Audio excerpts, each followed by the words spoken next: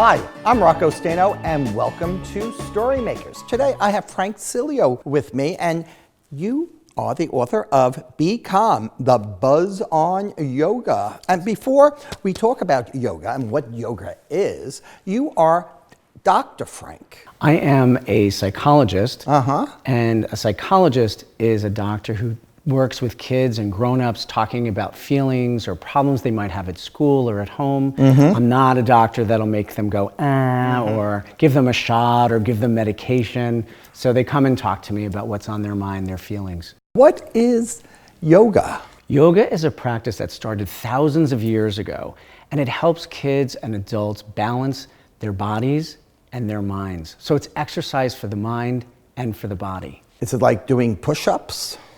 Not really. I mean, you're going to use muscles in your body for sure, but it's exercising poses, taking certain poses, but it's beyond taking poses. It's doing certain poses and focusing on your breathing and focused attention, and so that you can hold the pose, and it helps kids with so many things. This isn't the first time this bee shows up. I have another book, a prequel to this book called Be Still. And we happen to have that. Be Still, an invitation to meditation. What is meditation? Meditation is a calming practice where one's focus is on the breath. You can lie down, you can sit down, you can focus on your breathing, and you'll feel better over time. And you could start out with 3 minutes a day, and then gradually build that and make that more. And eventually you'll start to feel calmer, less stressed, feeling more focused and concentrated. Of all the different creatures, why did you choose a bee to be the star of your book? We live in this very hectic world where we're constantly running around, so I chose a bee because they're constantly buzzing and they're never still or they're never really calm. So I thought that if I used a bee as the main character, if Bentley could meditate, if Bentley can do yoga, you can do meditation and yoga. I have tried yoga here on Kidlit TV once before, but I'd be interested to learn how to meditate sitting right here. What's wonderful about meditation and even yoga is that it can be done in a variety of places. You don't have to go to a studio to do it. You could do it in the comfort of your own home, in the comfort of your own chair, or in your bed.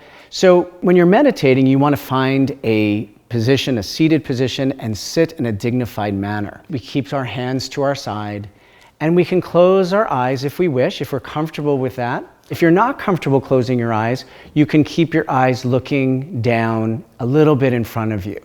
And I'm going to close my eyes, and you can just close your eyes gently and just take a few deep breaths in and release it slowly. Like you're blowing out a candle on a cake, like you're blowing bubbles.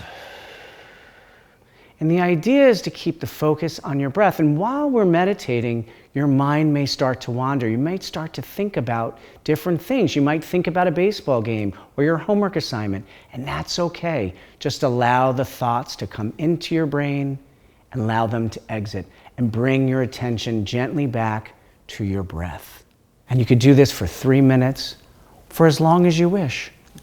I actually feel better. Yeah, I think maybe I'm going to meditate in the middle of all my StoryMaker programs. It's a great thing to do when you're at home, or when you have a test, or before you're playing baseball, or whatever activity you're doing, to do a couple of deep breaths. Yoga is focusing on our breathing and focusing how we're breathing and taking those deep cleansing breaths. So we're releasing all that not so good stuff in our lungs.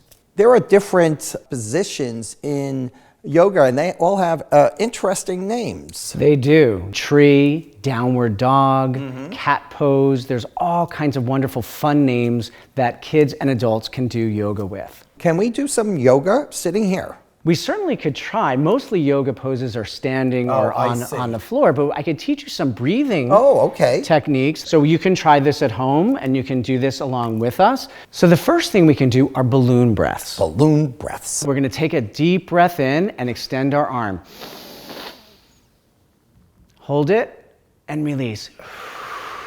Just like a balloon. Let's try that again. Let go. And you could do those anytime, before a test, before a game, and you will feel better. Another way to teach breathing is using our hands. Our hands are always with us. It's called 5-finger breathing. So we take our palm, we take a deep breath in, and we release it. And let the thumb come out. Take another breath in. Take another breath in. And we can do that till we get to our 5 fingers. Yoga and meditation can be done by yourself, but it also can be done as a group. And when you do it as a group, you feel good because you have the support of your family or your friends, and it becomes fun, because this should all be fun. It shouldn't be work.